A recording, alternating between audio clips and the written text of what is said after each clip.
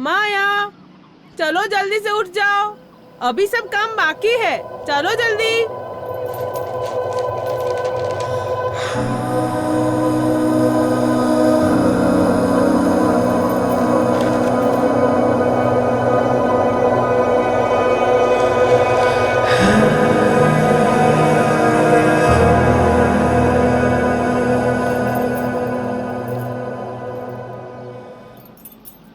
बापू, मुझे भी भैया के साथ स्कूल जाना है। तू स्कूल जाके क्या करेगी छोरी? भैया की तरह मुझे भी पढ़ना है।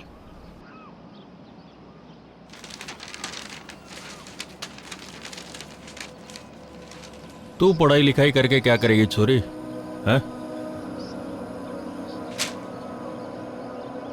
किशन तो पढ़ लिख के बड़ा आदमी बनेगा, तू तेरे कामों में मन लगा। तेरी माँ ने बताया नहीं?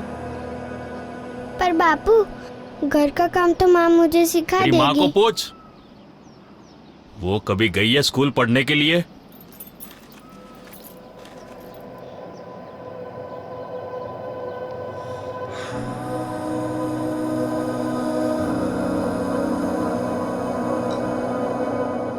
और बेटी, तुझे पढ़ाई लिखाई करके कौन से हिसाब किताब करना है? घर के काम में मन लगा, आगे जाके ससुराल में यही सब करना है। हाँ? और हाँ, जिस गली जाना नहीं उस गली का पता क्यों पूछती है?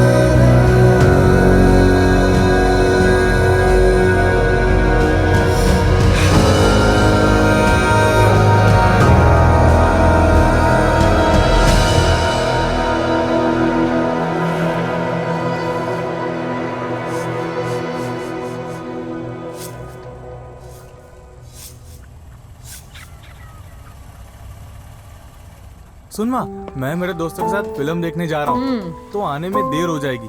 और हाँ, बापू को मत बताना। ठीक है बेटा।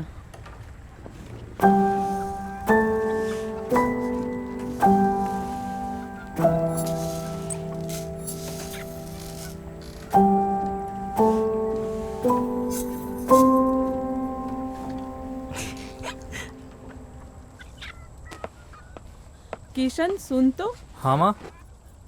तेरे बापू वो माया के रिश्ते के बारे में कुछ बोल रहे थे, क्या हुआ उसका? अरे हाँ, वो तो आपको कहना ही भूल गया। बापू बता रहे थे कि माया को देखने के लिए लड़के वाले आने वाले। भैया, अच्छा, मुझे स्कूटर चलाना सिखाओगे? मुझे भी सीखना है। देखा माँ, इसका फिर से शुरू हो गया। कभी कहती है ये सीखना है, वो सीखना है, ये करना है, वो करना है। अब आज बोल रही है कि मुझे स्कूटर चलाना सिखाओ। सुन, अपना ध्यान अपने घर के कामों में रख। वो सब सीखना जरूरी है तुझे, ये सब नहीं।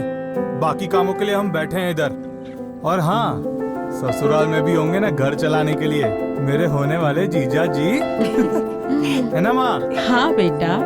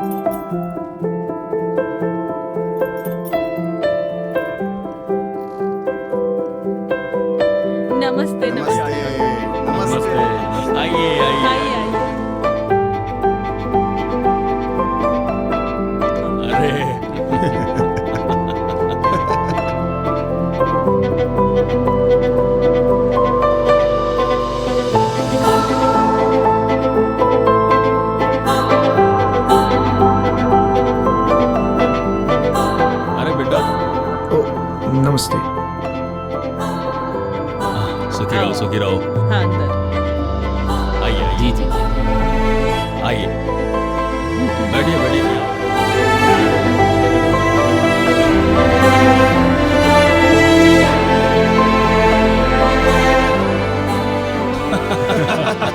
एकदम सही कहा। जी जी।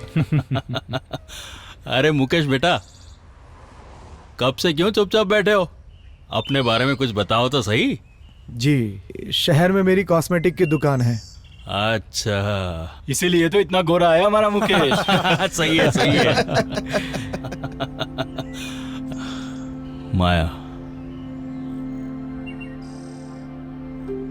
मेरी लाडो बिटिया, फूलों की तरह पाला है उसे। बचपन से हर एक इच्छा ही पूरी की है उसकी।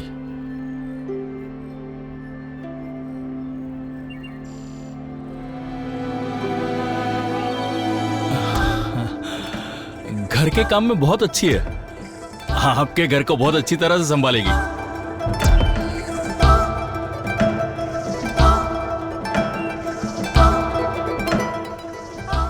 बिल्कुल ऐसे ही होशियार और सुशील बहू चाहिए थी, जो घर को भी संभाले और हमें भी। बिल्कुल। और बाकी सारी जिम्मेदारी संभालने के लिए तुम है ही। है भाई।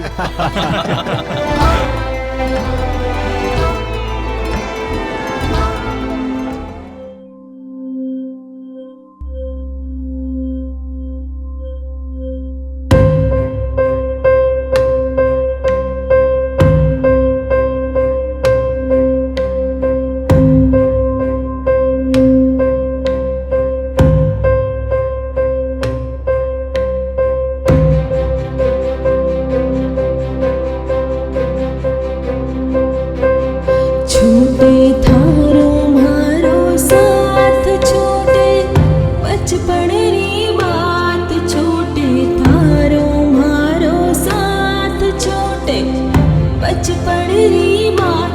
उलाड़ो छोड़ के तो बाबुल की गलियां, सैया संग जाए लाड़ो तोड़ के बंधन सारे बिटिया। सैया घर जाए बाबुल छोड़े मत तू जा, बाबुल छोड़े मत तू जा।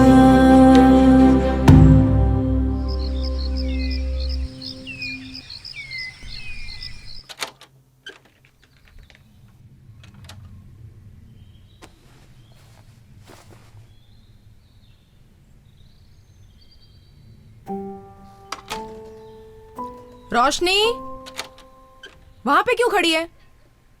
भाई का डब्बा रख के दे मुझे जल्दी।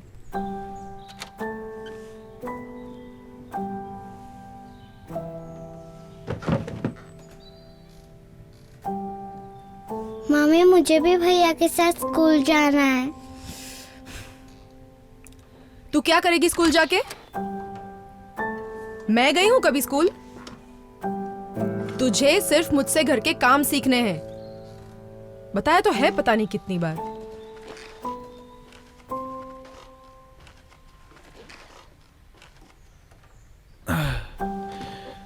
लालू, बेटा स्कूल के लिए तैयार हो जाओ। हाँ हाँ जी पापा, बस 2 मिनट में हो ही रहा हूँ।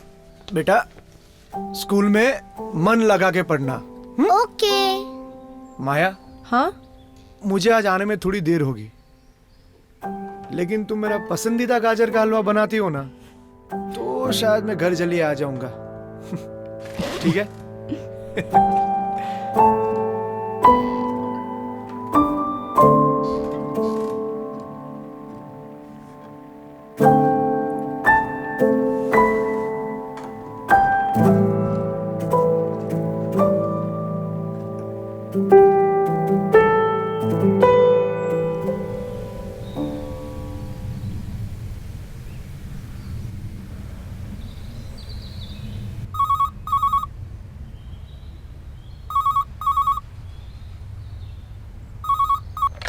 हेलो। हेलो। हाँ जी, हेलो। हाँ जी बोलिए। मेरी आवाज आ रही है? हाँ सुनाई दे रही है, बोलिए। हाँ जी, मैं सिटी हॉस्पिटल से बोल रहा हूँ। हेलो। हेलो। मुकेश हाँ का- बोलिए। मुकेश का एक्सीडेंट हो गया है और वो अब नहीं रहे। हेलो। हेलो।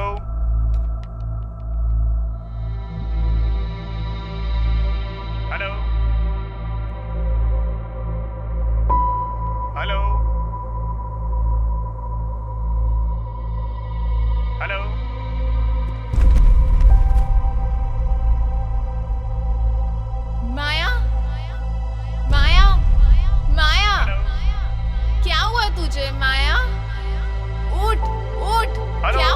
हेलो। हेलो, हाँ जी, सुन रहे हो? हाँ जी, मुकेश का एक्सीडेंट हो गया है और वो अब नहीं रहे।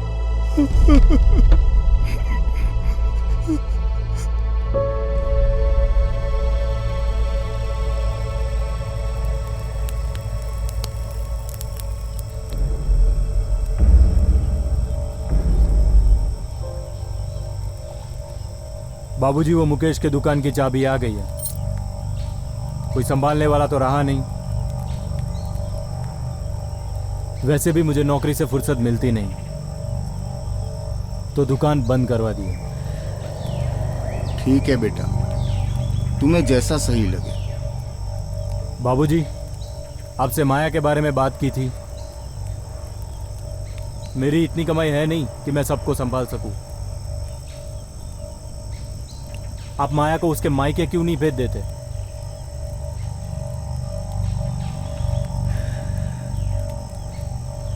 ये सब मेरी जिम्मेदारी नहीं है। चल छोरे। बेटा, इस उम्र में अब मैं कैसे किसी की जिम्मेदारी संभाल पाऊंगा? मेरी लाचारी और मजबूरी को समझो। मुझे माफ कर दो बेटा, मुझे माफ कर दो।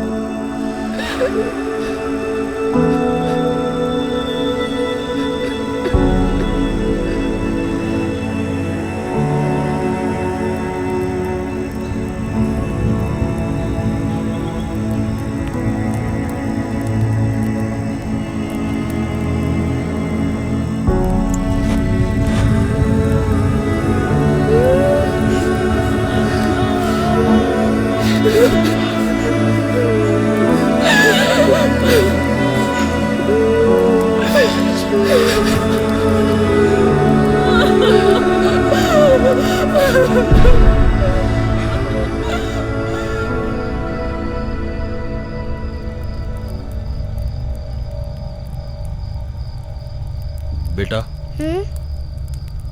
अंदर जाओ। ओके, जाओ। चल रोशनी।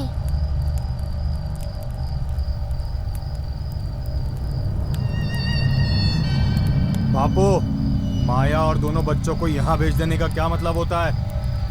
माया को संभालना उन लोगों की जिम्मेदारी है। उन लोगों ने नहीं संभाला, इसीलिए तो भेजा है। इसका मतलब जिंदगी भर अब हम संभाले? मैं नहीं कर सकता। अपना ध्यान अपने घर के कामों में रख, और बाकी सारी जिम्मेदारी संभालने के लिए तुम है ही, हैं भाई। बापू, आज ना मुझे किसी की बहुत याद आ रही है।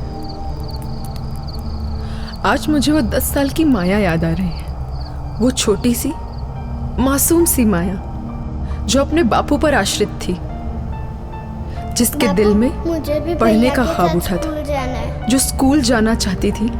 अपने भाई की तरह ही वो भी पढ़ना चाहती थी, आगे बढ़ना चाहती थी। वो माया जिसको आपने मार डाला, उसके सपने, उसकी जिज्ञासा को छीन कर। क्योंकि आपके हिसाब से तो पढ़ाई करने का हक, सपने देखने का हक सिर्फ छोरों का ही होता है ना। मैं फिर भी खुश थी, जिंदा थी मैं, अपनी माँ की तरह, उन हजारों औरतों की तरह, अपने बच्चों और अपने पति के लिए बहुत सारे बलिदान देती थी।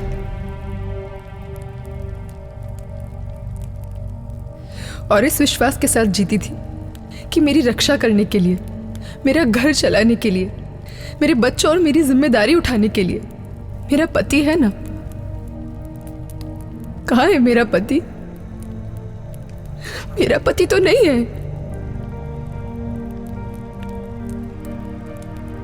बापू, एक बार और कोशिश करते हैं। मुझे भी पढ़ना है, मुझे स्कूल जाना है। क्या हुआ बापू? दो ना वही जवाब। तुझे कौन सा हिसाब देख रहा है? मेरे पति की दुकान बंद हो गई बापू, क्योंकि हिसाब देखने वाला तो कोई रहा नहीं।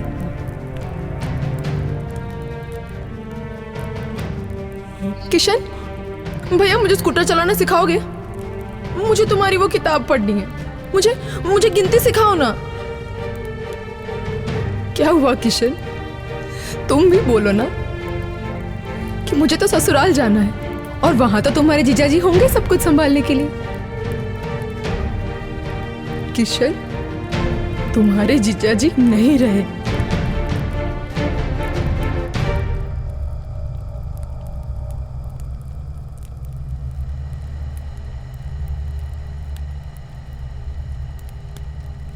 आज अगर मैं पढ़ी लिखी होती, कुछ सीखी होती, तो मेरे पति की दुकान ऐसे बंद नहीं होने देती, कुछ भी छोटा मोटा काम कर लेती। लेकिन इस तरह मुझे अपने और अपने बच्चों के लिए किसी के आगे हाथ नहीं फैलाने पड़ते, किसी पे बोझ नहीं बनती मैं। बापू, आपने तो मेरी हर इच्छा पूरी की थी ना, तो मेरी पढ़ने की इच्छा को पूरा क्यों नहीं किया? क्यों आपको छोरियों को पढ़ाना जरूरी नहीं लगता? क्यों हमेशा हमें यही सिखाया जाता है कि पढ़ना लिखना, कमाना, घर चलाना ये सब सिर्फ मर्दों का ही काम है? हमेशा औरतों को मर्दों पर निर्भर बनाया जाता है। क्यों हमें आत्मनिर्भर नहीं बनाते?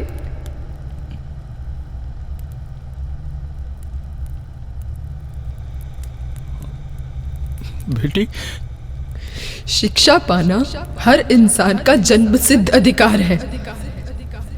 आप कौन होते हैं उसे छीनने वाले?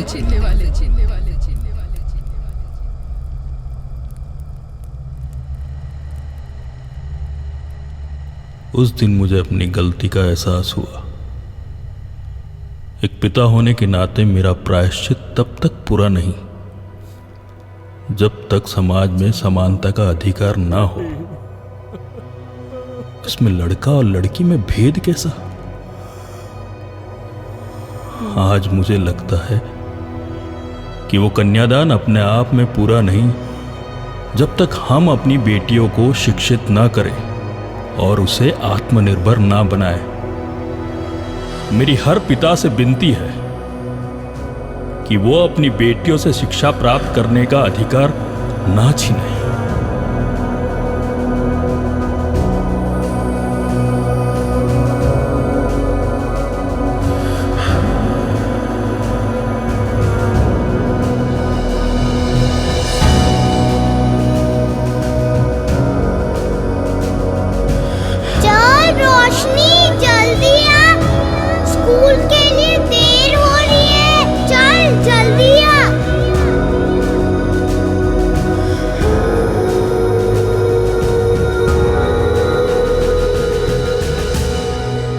मेरी जिंदगी में दूर दूर तक सिर्फ अंधेरा था।